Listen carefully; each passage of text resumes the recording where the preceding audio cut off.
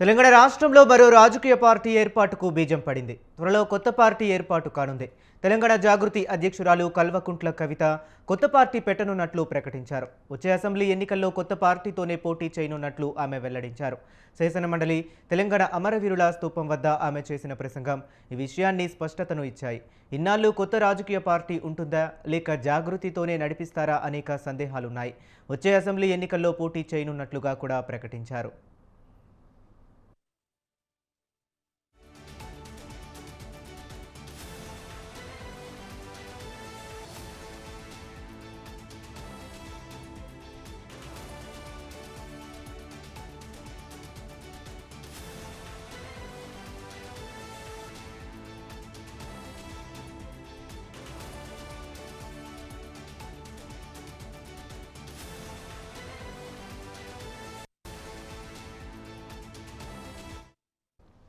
శాసనమండలిలో భావోద్వేగంతో ప్రసంగించిన పలు సంచలన విషయాలు వెల్లడించారు. తన భవిష్యత్తు కార్యాచరణ ప్రకటించే దిశగా నేడు జాగృతి అత్యవసర సమావేశాన్ని ఏర్పాటు చేశారు. ఈ సమావేశంలో ప్రధానంగా ఇటీవల జరుగుతున్న పరిణామాలను వారికి వివరిస్తారు. ఆ తర్వాత భవిష్యత్తు కార్యాచరణ ఏ విధంగా ఉంటే బాగుంటుందనే విషయాన్ని వారి ద్వారా సేకరించనున్నారు.